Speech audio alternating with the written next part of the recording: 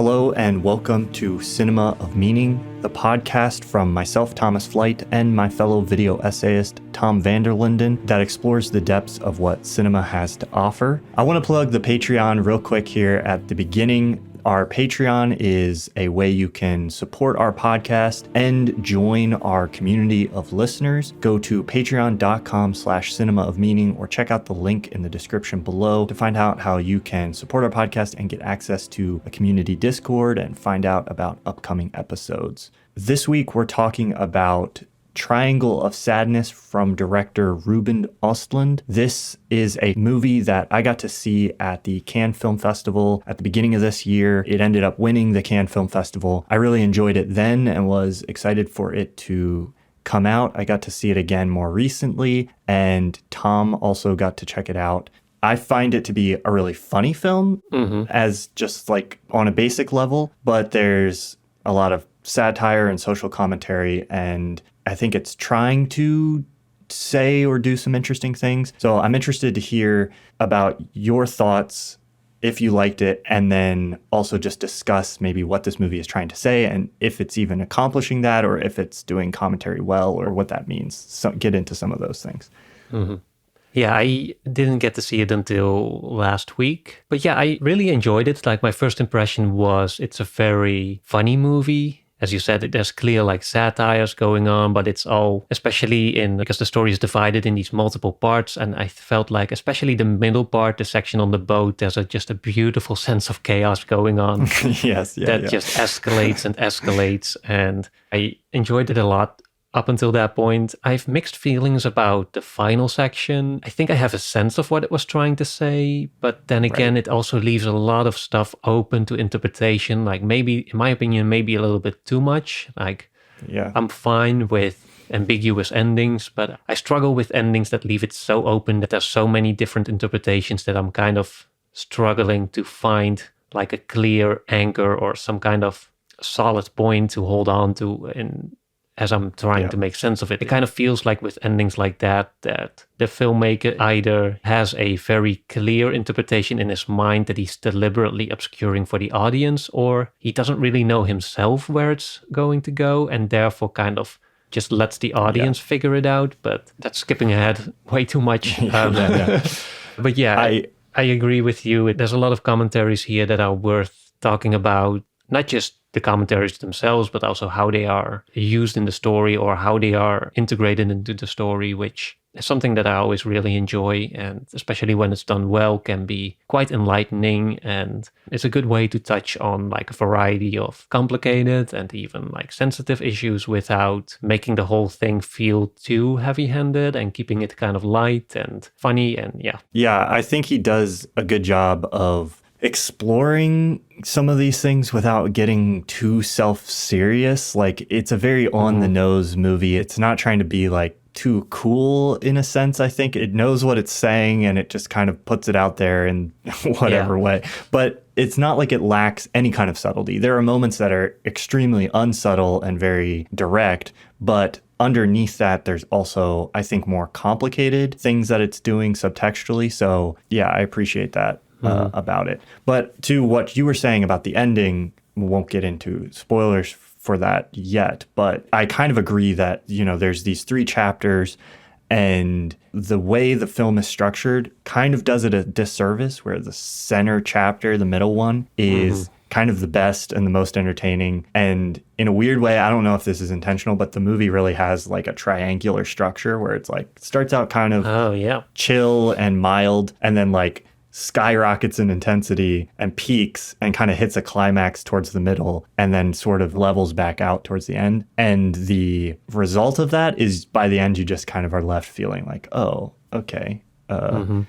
But I don't know, maybe some of that is on purpose. Yeah. If it is, I don't know if it really adds that much, but I don't know. I guess do you want to dive in and maybe look at it section by section and just kind of talk about what's happening in each section and what's going on and that how it's good. Sort of building up this commentary. Okay, so in chapter 1, I don't remember the names of the chapters.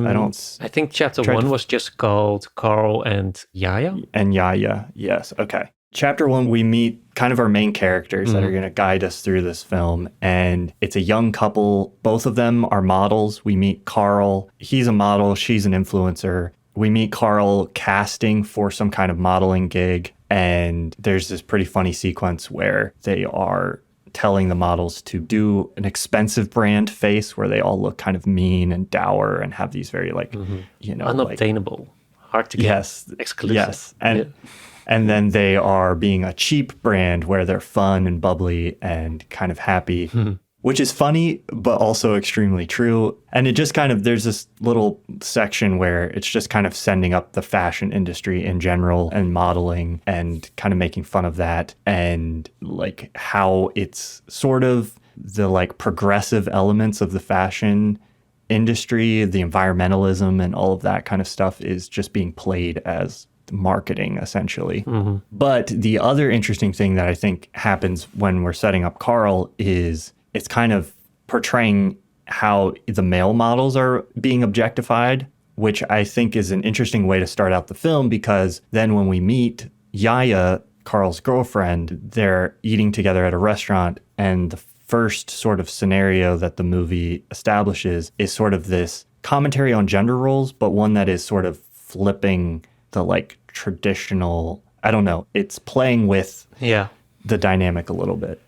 Yeah, that was a really funny sequence to me because it felt weirdly relatable, even though I've never been in a situation like that. But I can imagine, like, because what's going on is essentially like the waiter puts the bill on the table and he's looking at Yaya, who's looking at her phone, and she's pretending to not see it. And then she kind of thanks him before he's even offered to pay, which insinuating that he has to pay. And so he's like, wait a second, why am I paying? Like, I'm fine with paying, but I don't want it to be an assumption. And, it's like an act of gallantry. It's not an expectation. And then she tries to kind of wiggle her way out of it. She's like, oh, I didn't see the bill. And then something that I really liked about this sequence is that there's a moment where the discussion could have ended. But he's like, yes, no, I'm not buying this. Yeah. I think that is what makes it so relatable, because I feel the same way. I've also not been in this situation, but the way the argument is written and unfolds is one that I think anybody who's been in a relationship long enough kind of knows how an argument like this can sort of happen, where it's like, it's not really about the thing that's happening. It's about some kind of larger thing. Yeah. And one person is not willing to let it go because they want to like address this bigger issue. And the other person can only really see it as being about this specific instance of that issue. Yes. Just also, there's few things so entertaining as catching someone else in their bullshit and knowing you've cornered them or you've busted them. And because that's also what kind of happens. Like he knows, like, you're lying right now. You're playing me for a fool. And I want to like dig into this. I want to explore this, or, But yeah, I think it's an interesting scene in the sense that, as you said, it establishes also that male models are paid way less than female models, which makes the gender dynamic of their dinner date so strange, is because she is the one who has more money than the other guy has. While at the same time, there's still the kind of traditional gender role in place where the man is expected to provide for the woman, even though the woman in this scenario is doing better financially than the man is. But I think she does actually pose a somewhat solid counter argument later on when they're in the hotel and he's not letting it go. So she finally breaks down and she explains, like, I have to make money now. I'm a model, like I'm going to be done in 10 years or whatever. And I don't remember the exact conversation, but she also saw it as a sign that if he pays, that it was a sign that he is willing to make a sacrifice for her or something like that. Take care of, he'll be able to like take care of her when she can't make money from modeling anymore, essentially. Yeah. So she's kind of accepted that her fate is going to be like, I'm going to model until I become someone's trophy wife, and then that's it. And she was kind of manipulating him into testing if he could be that person. I guess that's what was going on there. Yeah. But I think most generally what this scene, at least to me, communicated, besides commenting on all these gender roles and who's supposed to do what and how has that evolved in time, I think it's just about the relation that money has in a relationship. Yes. The role that money has in a relationship. and kind of how it's culturally significant in the kind of gender roles that's been established. And it obviously leads, as we see here, to kind of these emotional issues where you have just this very personal relationship that's affected by an issue of money. It plays into kind of the fears of the future, how we see ourselves in 20, 30 years. It kind of establishes how much of our lives and our concerns and focus is in some way consciously and unconsciously. As she does mention at some point, she's manipulating him even though she's not actively doing it or even consciously doing it. So just how much of all of our attention is really focused on money and just the general issue of being supported or having support or having means to get by or take care of others or be taken care of by others. That to me is what, for me, elevated the scene, because it's easy to pick at the modeling world for being vain. Like that's a trope that's been established for ever since that existed, I think. So just saying like, oh, look, here's some models, but they're actually really superficial and only concerned with Instagram. You know, that to me is not a compelling insight. So I like that it kind of took this twist in a different direction, that it dug a little bit deeper into the deeper dynamics that are going on here with regards to money and just the financial situation that people can find themselves in. And that's really where it's kind of laying the thematic groundwork for how this chapter is going to connect to the rest of the movie. Because I think that's something that isn't necessarily obvious immediately. Once we get to the end of this section, we don't have to move on to the next yet if there's more we want to say about this. But there's a pretty hard cut. Once they resolve this argument, she sort of opens up about kind of manipulating him, and they kind of come to this place where they're like, well, let's try to make this relationship work in like this open, honest way. He's kind of like, if I'm remembering correctly, he kind of gets to a place where it's like, it's fine if you're trying to manipulate me, just be honest about it. Where like what he really wants is just like an openness and honesty. Yeah. But then it kind of hard cuts to another section, which at first seems almost entirely unrelated, except for the fact that they're on the boat, Carl and Yaya. So should we move on to that, or do you think there's anything else? Yeah, I think we can move on. Okay. Chapter 2. I think that was called The Yacht. The Yacht. Yeah. We open on a yacht with some kind of package being dropped off by a helicopter. It's picked up by a boat, brought into the yacht, brought into the kitchen, and it turns out it's Nutella. And then it kind of establishes this luxury yacht that has a bunch of wealthy people on it, and Carl and Yaya are also there on this yacht. We'll eventually find out they're not really like paying to be there. They're there because she is an influencer and is getting to go for free. So there's a little bit of a dynamic of they're kind of the odd ones out. But then we get into like the real meat of the movie, or the fun. They seem to fit quite well. They do. They're trying their best at least to, and they're kind of pulling it off of fitting into this world of, you know, the bourgeoisie, wealthy people or whatever, which is kind of like a tiny point of tension in the beginning section where they start having the argument in the restaurant, but it's a really like upscale restaurant and they've agreed it's kind of stuffy, and then like they start arguing and they almost get kicked out because they're being loud. So it's also sort of class dynamics, and money and gender are the three things that are constantly kind of at play in this movie in some way or another. One thing I want to say real quick about the yacht section, a lot of the more ridiculous elements of this yacht, well, I shouldn't say the more ridiculous elements. Some of these elements about people making unrealistic demands, or just the way in which the sort of staff and crew wait hand and foot on the guests, is not an exaggeration. There's a really great article about yachts from the New Yorker. I don't remember the name of it, but I read this. But things like having Nutella flown in on a helicopter and dropped off just so that you can have Nutella on your breakfast or whatever are not actually outside the realm of what happens in some of these.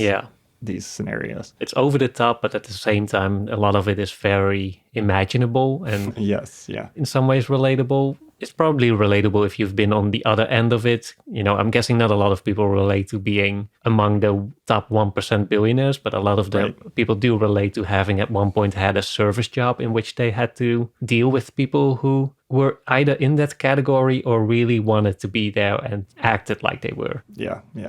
So yeah, I think that's also where the movie kind of introduces this new layer of, now we have not just a couple, but now we have this layer of class, and then there's a class beneath them that that gives and one that takes. One services the other just enjoys. And there's immediately a kind of tension between them that almost immediately really turns into kind of a violent escalation where you have Yaya checking out this shirtless worker on the roof of the yacht. And Yeah. Carl, he's kind of jealous because he's, it's a good looking dude and he has like all the working class charm and grit. And so he complains to I don't think she wasn't the captain, but like the first mate or something. Yeah, Paula was her name.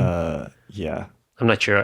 I don't know the hierarchy. I don't know what her title is, but yeah, she's basically the one running the show because a detail I'm sure we'll get to at some point is the captain, played by Woody Harrelson, for the majority of the time that we spend on the boat is locked away in his cabin, drunk apparently. Yeah. So he's just AWOL. So Paula's kind of just running things on her own. Yeah.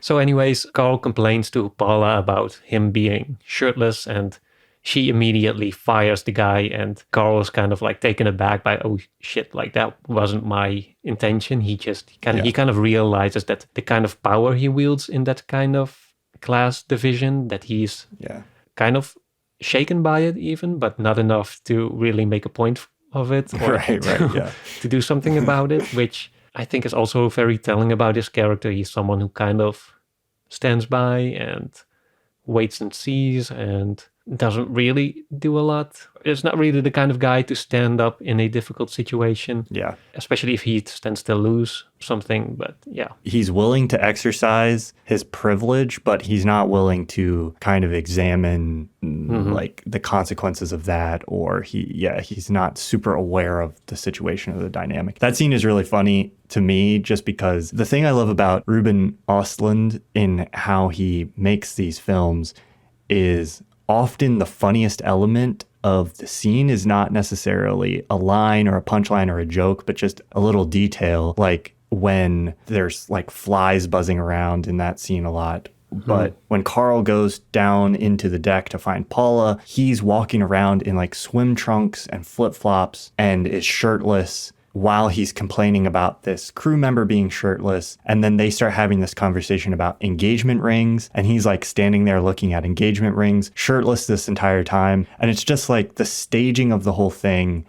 He makes that point, which is pretty obvious, but then he like drags it on and it just like extends and emphasizes sort of the absurdity of the dynamic. I don't know. It's very funny. I also watched The Square over the weekend because I hadn't seen any of his films, so I wanted to lay some foundation for this one. But that was also a movie. That one focuses more on, I felt like, the relation between art and morality and class to some extent, and the way all the tensions that arise from the dynamics between those elements. But that movie was also really interesting in the way that it kind of zeroes in on all these little interactions to make a great point, where instead of necessarily making the great point directly. Right. So I would say I feel his style is a more sophisticated version of a film like Don't Look Up. Right. Yes. Yeah. Because it's not quite as like heavy capital C cinema as something like Parasite, which is very much, I don't know how to describe it, far more self-serious and dramatic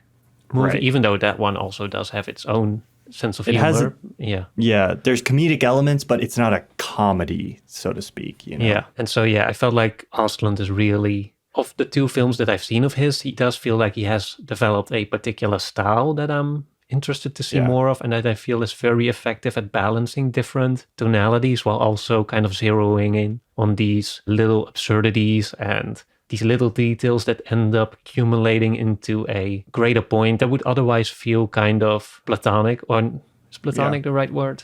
Or like a platitude. That's what I was trying to say. Yeah. Yes. I also highly recommend Force Majeure, which is kind of like if you just took the first chapter of this and just dragged that out into an entire movie. It's about a husband and wife who have an argument basically over the course of a vacation. And it's also very funny.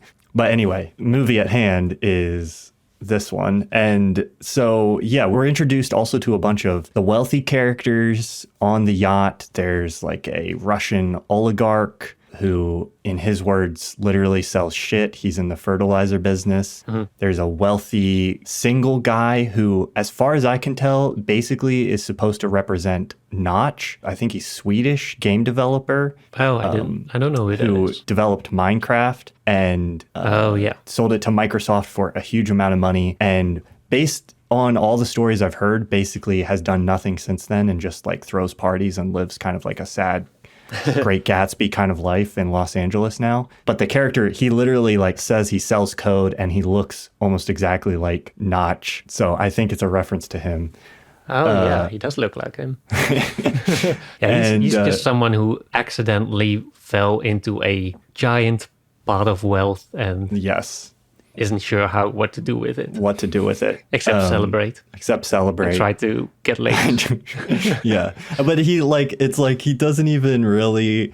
The interesting thing about him, there's a scene where the Russian guy and Carl are kind of watching him from a distance, and they're like kind of taking bets on whether or not he's going to work up the courage to go over and talk to their partners who are at the bar. And they're kind of like finding it funny, but then he does, and he goes over, and the girls give him a lot of attention just kind of for fun, and they get so kind of sour about it. But I think the funny dynamic about the kind of Notch character is like he just wants to like buy expensive things for these women. He doesn't really have that much expectation outside of that. It's a very sort of odd dynamic. Yeah, I thought at first that maybe he kind of represented this character who literally had nothing to offer of personal value except his huge wealth. Like he had money, but he didn't have the rich guy mindset.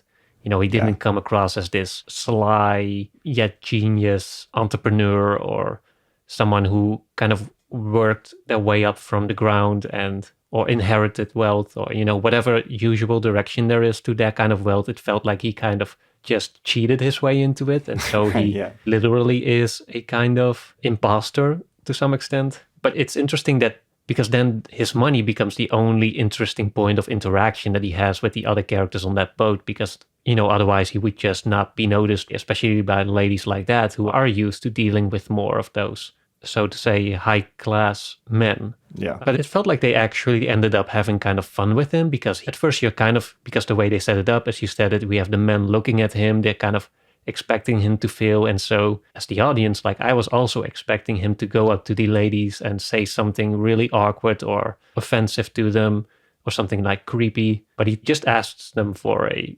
picture, and then he lets them be until he is called into the conversation himself by them, and then they just kind of start having some fun. And it turns out maybe he's actually just a really fun guy. He might be the funnest guy to hang out with on the boat, but But at the same time, he does want to buy Rolexes for them. He's like, let's not beat around the bush. Like, I'm super rich. But yeah, I don't know. The thing is, when you have a movie like this with all these little scenes, is that you'll relate to some, or like some of them will seem to convey something very clearly, whereas others might feel like a little bit more ambiguous or unclear. Like for me, one of the most telling scenes on that boat was actually the one where you have this older lady who is trying to get one of the members of the staff into the swimming pool. Yes. And from her perspective, she's trying to do her a favor, like, oh, you're working too hard, come and relax for a bit, which you can interpret as someone that she genuinely wants to kind of relieve them of their burden a little bit. Like, you know, she's trying to communicate, I'm fine, I'm relaxed, come relax with us, while not understanding like the way she's significantly upsetting the entire structure of the whole service crew. But because now everyone has to swim, and so the chef's down there with the food that's about to be spoiled unless they prepare it. But no, the cooks have to go up and go in the swimming pool. And you can see the discomfort in I'm not sure what her character's name was, the service girl, I'd say. That to me was very relatable.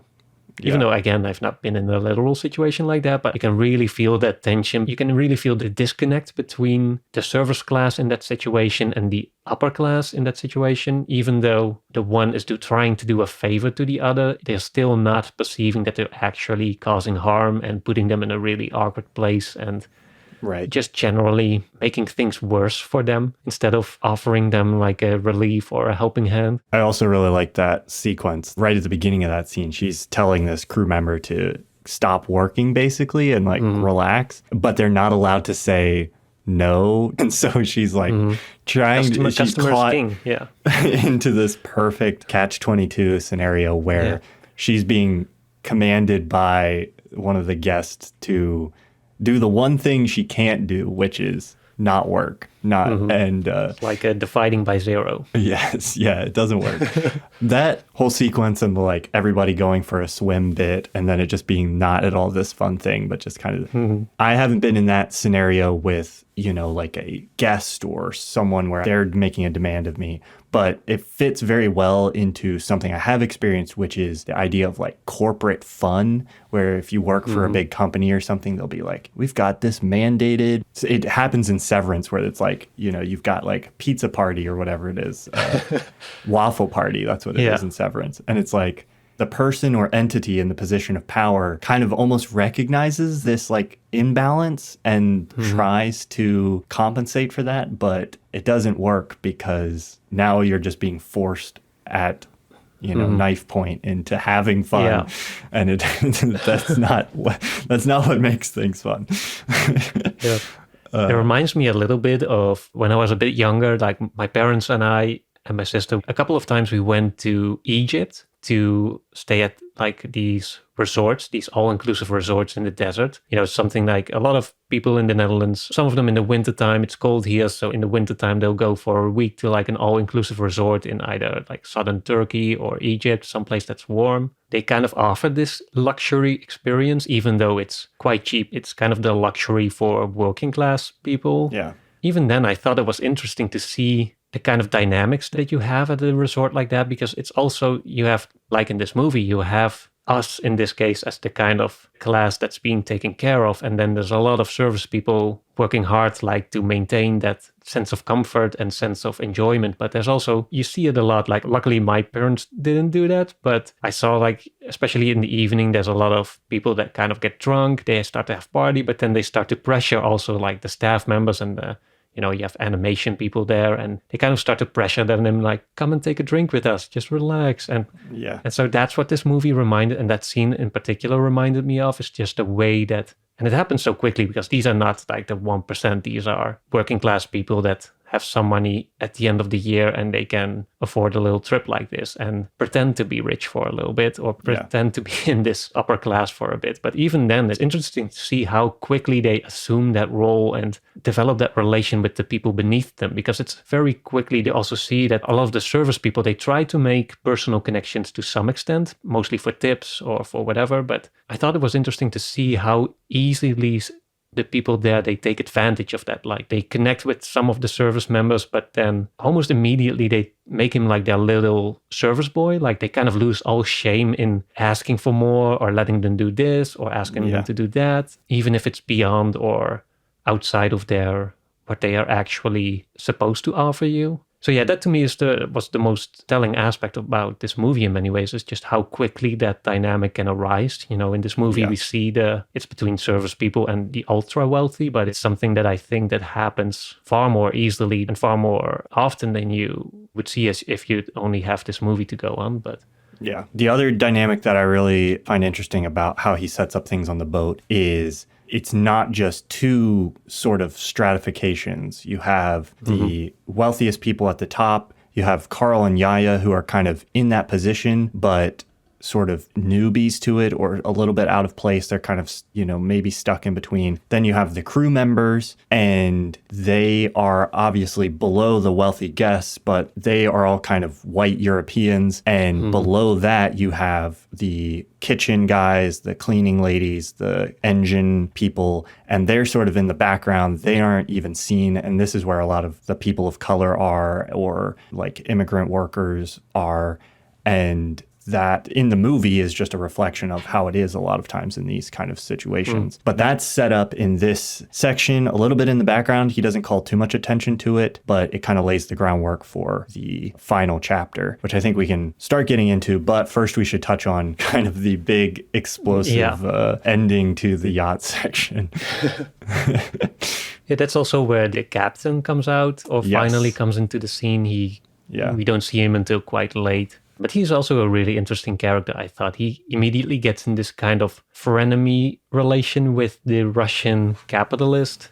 Yes. Because he sees himself as a Marxist who's kind of failed because he's a kind of affluent yacht captain. So he's obviously done well financially, which then he feels kind of conscience stricken about. It appears that might be why he's just wasted for most of the right, yeah.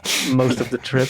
But yeah, they get in a sort of argument, and that's also where I feel like he's an interesting insert character for everyone who kind of feels.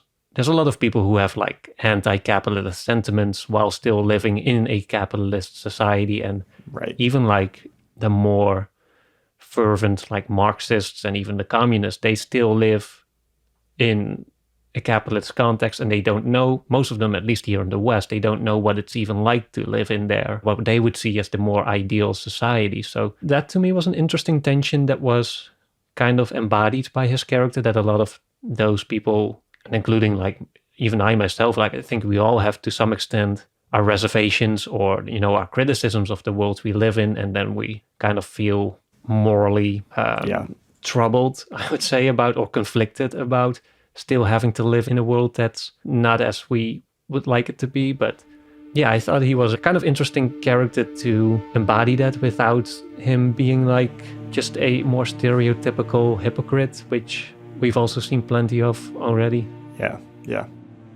If you've been enjoying this episode of Cinema of Meaning, you can listen to even more on Nebula. Each month on Nebula, we release a bonus episode. In November, the bonus episode was about the 2022 version of All Quiet on the Western Front, and in December, we recorded an episode about Avatar 2, The Way of Water. There's a bunch of other great bonus episodes, and we add one each month, and in addition to those bonus episodes, you get access to the normal episodes without any ads or sponsorships, and an entire week before anyone else hears it on the public feed. Nebula gives you your own private RSS feed that you can plug into your favorite podcast player so you can keep listening to the podcast the same way you always have. If you don't have Nebula yet, you can sign up using the link in the description. Go to curiositystream.com/cinema of meaning. CuriosityStream is a documentary and educational content streaming service with a huge library, and they've partnered with Nebula to create this bundle. When you sign up for CuriosityStream using our link, you'll also get access to Nebula for free for as long as you stay signed up for CuriosityStream. Right now, over the holidays, use code Cinema of Meaning for 42% off the annual plan for the bundle. That means you'll get an entire year of the bundle for only $11.59. Go to curiositystream.com/cinema of meaning to sign up today and get access to bonus episodes of Cinema of Meaning. I like the little swapping of roles where you have a Marxist American ship captain and a capitalist Russian oligarch kind of duking it out. And there's a big set piece here in the movie that I think, to me, embodies, parts of it embody what I think the movie does effectively for me, which is kind of, it doesn't ultimately, and we'll get to this maybe towards the end, but ultimately I don't think this movie has much to say in terms of like, hey, here's a solution, or this is bad and so this would be a better alternative or something like that. The image that this movie conjures for me, or the feeling, is this one of, you got all these people on this ship, and the ship is the world or capitalism or whatever whatever you want to call the ship. And there's a storm and it's under threat, and everybody's just kind of pretending that they're having a good time. Right at dinner time. Yeah. The special dinner. There's a special dinner. It's fancy food. The captain's just kind of, he's eating his hamburger and fries, and everybody else is eating like gross raw fish and stuff like that. Fine dining food. Fine dining while they're getting seasick. Yeah. And everybody just has to try to maintain this sense of decorum. But of course, it all just goes terribly. There's puke everywhere. It's, it's a terrible mess. But the most interesting part of this to me is, and I'm curious what you think about this, but the Woody Harrelson character, he's a little bit more interesting than the stereotypical hypocrite, like you described. But there's still this element of the Marxist and the capitalist kind of sit down and they throw theory. They're like quoting different people and telling jokes. I like that scene. And kind of discussing things and throwing theory back and forth at each other. But that also isn't really doing anything. They're also kind of ignoring the problem, the storm, whatever's happening. They're also caught in the midst of it. And I don't know if there's a more direct, like, commentary there from Östlund on, like, hey, sometimes the discussions that surround these things are so divorced from the reality of what's happening that, you know, they're not really helping anything. It's just you drunk talking with the other guy while the ship sinks or whatever. And they're talking over the intercom. So it's also whatever they are saying, it's being broadcast. Heightened it's being broadcast. It's the only thing that the other characters hear. So there's this sense that they're kind of, as you said, they're broadcasting it. They're not just having the conversation privately with themselves. You know, they have everyone else hear it and kind of be part of it too, in that sense. It's a metaphor for Twitter. It's a metaphor for Twitter, maybe. It's a metaphor for, I don't know. It was very interesting to be watching this movie at the Cannes Film Festival because, like, Cannes, France, the place is South France. There's like Gucci stores on the street. You know, you walk outside, it's all black tie, nice Michelin star restaurants. Literally in the bay, there's like yachts like this one sitting there, huge sailboats. All these wealthy people gathering together to celebrate art and film and cinema.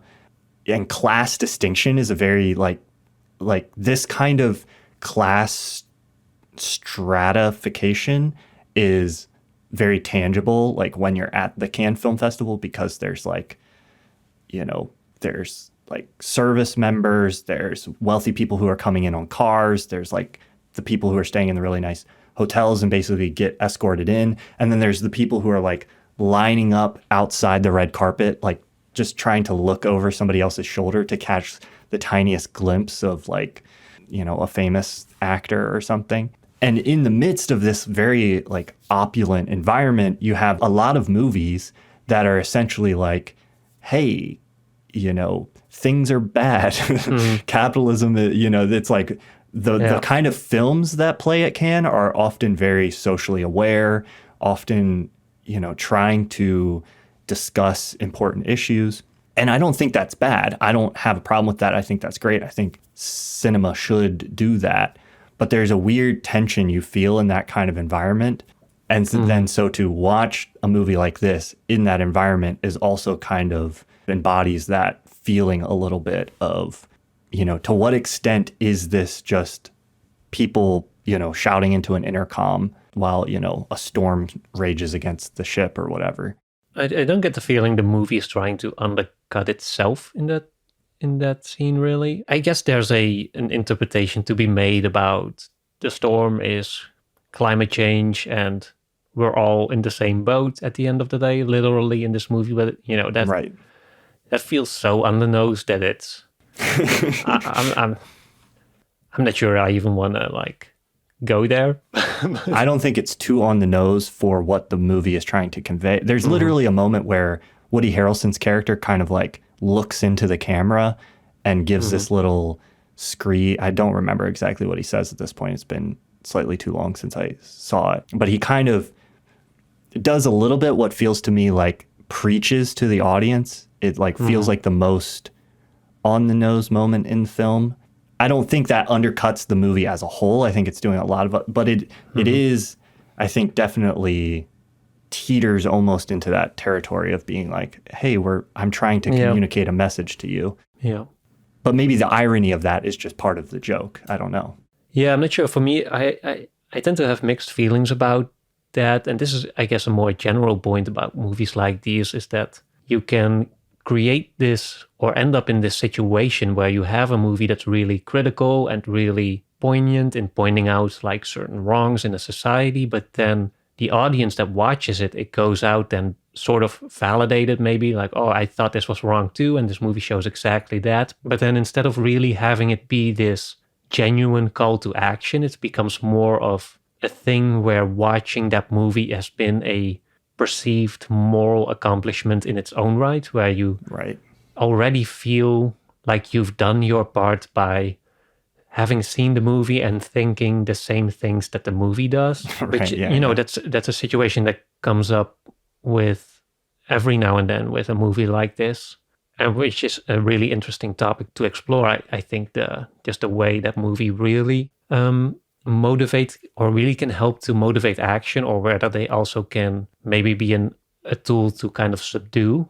Because it's interesting, like a lot of big studios are kind of making these anti-big studio or Right. anti-capitalist movies now, even though they're reliant on the capitalist system. It reminds me of that quote from The Matrix 4, I think it was, where the one of the character kind of laments about the Matrix taking this thing that they love or value so much and then turning it into this, kind of rendering it meaningless by turning it into kind of this commercial thing. Or oppressive is a bit too harsh, but a kind of, something that's antithetical to what it was originally supposed to be. Like, it's that kind of thing where the revolution itself has now become an aspect of capitalism, or anti-capitalism has become not a genuine movement against capitalism, but just a subsection of it that is kind of like a controlled opposition in a way.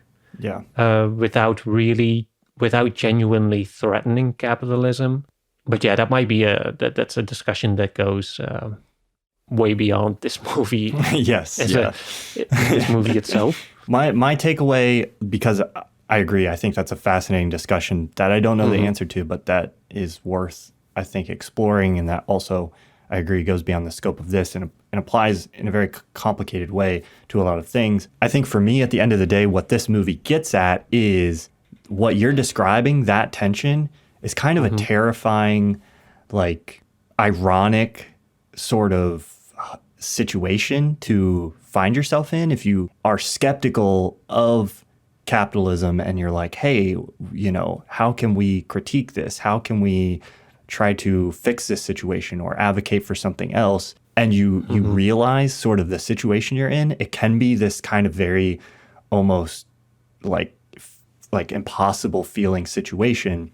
This movie, I think, is less trying to say something meaningful about that and more so tapping into that feeling for humor or to create humor. It's kind of like putting that feeling on a plate and being like, look at how absurd this situation is. Yeah. Allowing you as the viewer to sort of like appreciate, like engage with that idea through the comedy of it. Whether or not that's ultimately like means anything or does anything productive in the world, who knows? But I think it's an interesting dynamic to kind of take that tension and relieve it a little bit through, through the humor of it. Yeah, definitely. Maybe that is a good segue into the storm happens. Yeah. We kind of make it through the storm in a huge mess, but then pirates attack. Oh, yeah. I almost forgot about that. That's how the ship crashes. Yeah. It's not actually the storm that it's not actually the storm that leaves them stranded. And then a small group of survivors in chapter 3 washes up on an island. And the whole dynamic, the whole triangle of hierarchy, the whole class structure and gender structure gets flipped on its head, because suddenly the most powerful person in this genuine survival situation is Abigail, who on the boat was a toilet cleaner, but now has the most practical knowledge. She's the captain now. She's the captain now, as she says. She knows how to catch fish. She knows how to start a fire. The Russian oligarch, Carl and Yaya, Therese, the German woman who can only say, or German or Dutch woman who can only say... German, I think, or Danish, maybe. Yeah, she can only say in the clouds, I think, in der Wolken. And there's a guy from the crew, the engine crew. Jarmo, the Minecraft owner. Oh, yes. Avatar. Yeah. There might be a few other, I think that's all of them. Did you mention Paula? Oh, and Paula, yes. Yeah.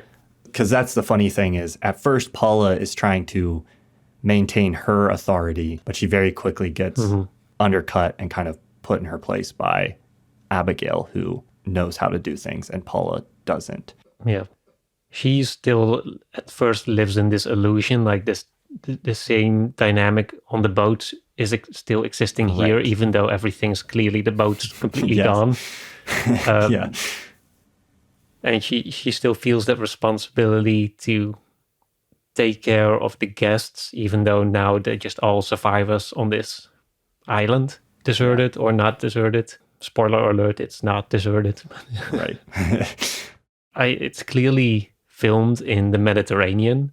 So I kind of recognized the type of landscape. So I was already figured, like, how does one get lost in the Mediterranean like that? That Right. just doesn't really happen. And then turns out they didn't. I also get the feeling, I don't think they're there for that long. Like the last chapter is kind of ambiguous in terms of how much time they spend there. Yeah. But you could almost imagine that they're there for like 3 or 4 days or like something like that. 2 weeks at the most. 2 weeks at the most. It's not that long, but they're just like, oh, they so quickly, they so quickly become like savages, basically, that. They eat the bag of pretzels on day 2. Yeah. They burn through their rations pretty quickly. Their clothes turns into tatters. The Russian capitalist oligarch suddenly becomes an advocate for Marxist redistribution of wealth as soon as he's not in possession of it. Yeah, because that's the thing also. At first they strand kind of individually, but then Abigail strands with this lifeboat. That's clearly like the object of power in that situation, because it's a fully covered raft. You can sleep indoors. It's full of rations, and so that puts her in the place of power right away. Even though at first it feels like she almost gives it up, like, because Paula arrives on the beach, Paula knocks on the door, she sees all the rations, and she's like, okay, toilet lady, hand it over because we have to take care of the guests. And then that's kind of what happens at first, until Abigail's like, wait a second, why am I still pretending to be in this hierarchy that's just been sunk to the bottom? And, why not claim power that I now have, or that I'm owed, or that's just available for me for the taking? This is the section that I feel most conflicted about, because I think, for one, it's once again where the same thing where if you want to make the boat as a metaphor for us being all in the same boat, there's a very superficial reading of this section that to me kind of feels a little where you have this, just the idea of pointing out that if we're all like stripped from society, then the rich people wouldn't know what to do with themselves, and the service people, they are the ones who are suddenly reveal themselves to be like the true survivors, which I don't think is necessarily true. Like, I don't think a toilet cleaning lady necessarily knows how to make fire and catch fish and do all the survival stuff. Like, I think that, as a literal kind of scenario, I think that most people in Western society would kind of not make it when they're suddenly stranded on a deserted island and have to go back to sort of the essentials of life. I don't think that's necessarily a class issue as much as it is just a general civilization issue. But as a more, if you take it less literal and more metaphorically about how the wealthy are dependent on the service people, whereas the service people would know better how to take care for themselves. I'm not sure if that's actually true in the way that's communicated here, because, the reality is that service people also rely on the means that are offered to them by the wealthy people. If no one pays the toilet lady to clean toilets, so to say, then she also would not have any means or way of supporting herself. But yeah, I'm just not sure how that metaphor is supposed to be interpreted. Right. Yeah, I'm not sure if it's commenting on that dynamic in any kind of interesting way. I think more so my read of that scenario there, or I think what it's trying to do within the context of the film is going like, hey, this structure of power created by one person having access to more of the resources it creates this power dynamic that is just kind of, not necessarily unavoidable, but like there's an inherent power dynamic there that kind of just tends to manifest itself, or that people find very difficult to sort of resist. And the fact that these people are in this position now is not necessarily because they, worked harder to get there or something, but it's just like that's how the chips fell. They have the resources, so they get to ride around on the fancy yachts while Abigail cleans the toilets. If you mix things up and like threw the dice out on the board a different way, maybe this time Abigail comes out on the yacht and then like the Russian guy has to clean the toilets or something. Yeah, I think also just to clarify my own position, I think what it does show is that once you kind of strip a society from the kind of the capitalist influences, then it does reveal like what has been truly essential for a society to function, and then like all the wealth is not what's ultimately important for a group of people to stay alive. It's ultimately the real merit comes from the working class or the service class in this case.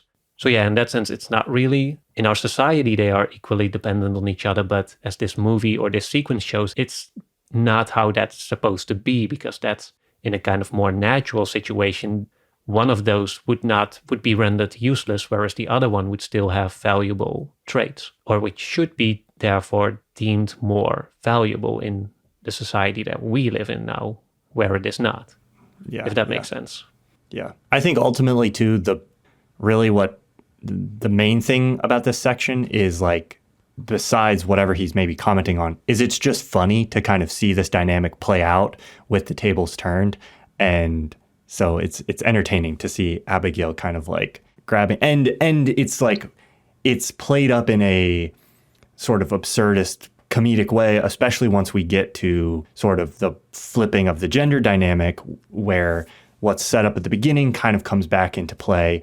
And now we have, because Abigail is a woman and is interested in the men, Carl specifically, he kind of becomes her trophy husband, and she's like paying, boy toy.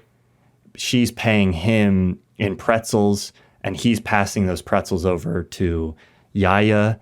And so sort of the dynamic that Yaya was imagining for her future of being a trophy husband and getting these resources becomes reversed, or a trophy wife, becomes reversed. Carl's the trophy husband. The way they play with that dynamic is also kind of fun and absurd, and I think kind of exaggerated for comedic effect. Yeah, I liked how all that played out. I think it's an interesting twist on the otherwise more straightforward story of wealthy people on an island are useless and the service people are now the heroes, because it adds that extra layer of complexity with regards to the way money and power and general like means, because in this case it's not money but it's pretzels and other stuff, plays into human relationships and social structures, even in this small case scenario of just a few stranded people on an island. But yeah, other than that, I'm not too sure what to make of it all, beyond maybe just what we just discussed. But I feel like there's also something here about the way people can change. Like, can they really adapt to new situations, or how would people respond to new situations when you take them out of an existing structure and you place them into a new one? Like, what happens? Do people revert back to where they were, or do they assume a new role, but they kind of assume the same structure, but they just kind of try to assimilate for themselves a new position within it?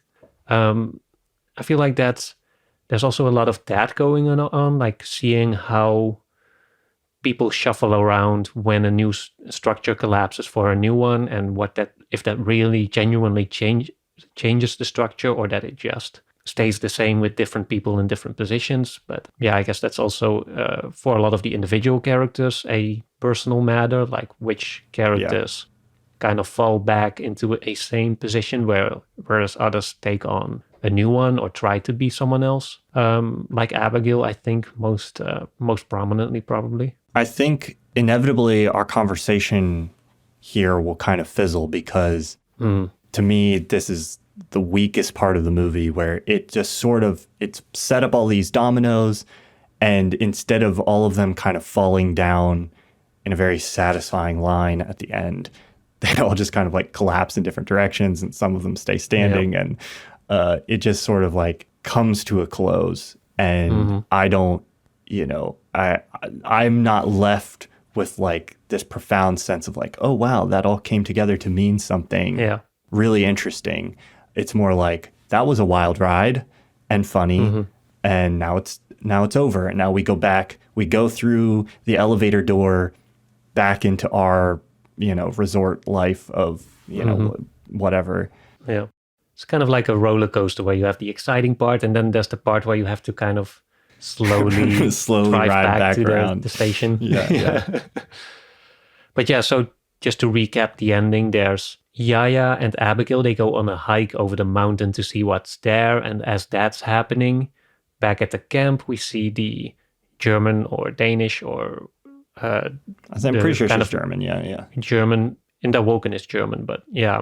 But anyway, she is sitting in her little boat because she's paralyzed, I think it was, or she couldn't talk because she suffered a stroke or something. Yeah. And she meets one of those. If you've been to a beach in Europe, they're really recognizable, like this beach seller. Like there's a lot of those, especially immigrants and people from Africa that they kind of go to European beaches and they sell like fake sunglasses and fake Rolexes and stuff, and just other beach things that you would, hats and that sort of stuff, which kind of tells us like, oh, they're not on a deserted island. They're actually in just a regular island with other people living there. And at the same time that she finds out, or she has that revelation, we, on the other side of the mountain, Yaya and Abigail, they also come across this resort, or at least the entrance to a resort. Like there's an elevator that goes up, and Yaya wants to go up straight away, but Abigail's like, oh, let's enjoy this moment. So Yaya sits down, Abigail grabs a rock, she's about to hit her in the head when Yaya makes this proposition like, oh, Abigail, maybe I can help you. Well, she's not facing her, so it's not clear if she knows what's going on. But she's like, I can help you. Maybe you can be my assistant if we get back, and I can do good things for you. And then we don't see what happened, but we cut to Carl running through the same bushes, I think it was. Yeah. Really distressed and in a hurry, and he's like cutting himself on all the branches, and he's screaming it out, and then the movie that's when it ends. That's when it ends, yeah. So yeah, I don't really know what... I don't literally know what happened. I saw an interpretation that Abigail that had actually killed off all the other members off screen, and that she was now taking Yaya out as the final victim, and that Carl found out about it, and he was running to save Yaya, but I'm not sure to what extent that holds up. The other two interpretations is just that either Yaya gets hit with a rock or gets killed by Abigail, which I think is the preferred interpretation by the director, or he said like that's what happens, or that maybe Abigail has some conscience epiphany and she does not go through with killing Yaya, and then I don't know. My read is kind of that she does hit Abigail with the rock, because I don't think the "you can be my assistant" is going to be a very convincing proposition for Abigail. She was not at all the like Russian oligarch, and some of the other rich guys try to convince her like, oh, if you treat us nice, we'll do, we'll make it very worth your while once we get rescued or whatever. Yeah. And she's like not at all interested in that. So I kind of took it as she's not going to be convinced by that, and she seems pretty set on offing Yaya. And I think that might have been part of her plan anyway, because I feel like Carl, the reason he's running at the end is because he was getting suspicious that she might do that, essentially because she's tired of paying off Yaya so that she can be with Carl. But, it's ambiguous. We don't know. Maybe she hides the rock and, they go up into the elevator and they're all saved. And Yeah, because I can also imagine that she's, as a more working class person, she knows how to survive, and she knows that this situation is not a sustainable one, that at some point this is not a situation that she can sustain forever. So there has to be there's going to be some point inevitably where she has to face the facts and just go back to the real world, which still maybe leaves it open-ended, that she just kills Yaya out of spite. But for me, there's too many. It's just a little bit too open, so that I can interpret it in too many ways, and also in ways that would significantly change the kind of the meaning that's communicated by it. Yeah. And so that's because it's different, like with an ending like Inception, which is also open-ended with regards to, is Cobb dreaming or is it the reality? But I think that is one that either way it still plays out the same thematically. There's still a strong thematic message. Something similar in Shutter Island or something like that. You can have ambiguous endings that still communicate a clear thematic message, but I feel like that's not really what, at least not on my first viewing. I've only seen it once. Maybe I changed my mind later, but as it is now, I didn't see like a clear singular statement that still has ambiguity as to how things play out more specifically. But I think the ambiguity doesn't really serve the story in any kind of way. It just feels like the movie kind of runs out at the end. So that's that. I wish it was a little tidier. I wish it had come together a little bit more cohesively at the end. But at the end of the day, I'm kind of willing to forgive it because of the laughs I had along the way. It's still a fun roller coaster. Yes, fun roller coaster. For me, it was worth watching for the opening scene alone, with the dinner conversation and the chaotic escalation on the yacht, which is one of the funniest things I've seen in a while. It is. It's very trigger content warning. I guess people, if you're listening to this, people have watched it already. But there's more poop and puke than I've ever seen in a movie, I think. Except for the movie. Have you ever seen the Russian film? It's a black and white Russian film. It's kind of like a science fiction, and it's just this guy lands on this like alien being lands on a medieval planet, and it's just like mud and filth everywhere for like 3 hours. I've not seen that. Insane movie. I wish I could remember the name of it. If you're listening to this and you know the movie I'm talking about, let us know. So let us know on Twitter. I might have remembered by then and told Tom about it, but it's a black and white Russian film, I think from 2012, with just mud and poop everywhere. So I don't know. Maybe that describes multiple movies. But yeah, that set piece is something else, and it was a lot of fun to watch in a very full theater at Cannes. And it like he gets like punk music playing. There's just like a playful kind of energy to that sequence where it knows it's over the top. It knows heavy it's metal, ridiculous. But it's just going for it anyway. If you have played Tony Hawk's Underground back in the day, you'll recognize the music. It's just some of the same heavy metal tracks. That's great. Which was really fun. But yeah, so lots of fun, but also some interesting commentaries that go beyond like the usual platitudes and stereotypes a little bit. This is the most over the top. If you watch and enjoy this one though, I definitely recommend The Square, and Force Majeure is really fun as well. So Ruben Östlund, very fun filmmaker. He hits such a unique niche in terms of comedy that I think like nobody else is really touching. So I'll take what I can get in the comedy realm. Thank you all for listening. If you enjoyed the show, you can support it in 2 ways. One, by joining our Patreon, which I already mentioned. That's patreon.com/cinemaofmeaning. Check out the links in the description below. You can join our community and get access to our bonus episodes.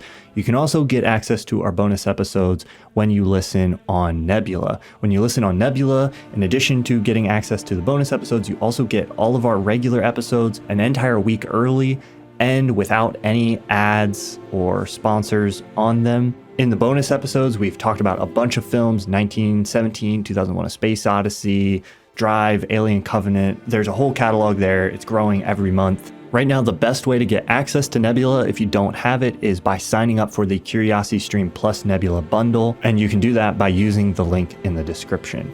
Thanks again for listening, and we'll talk to you next time.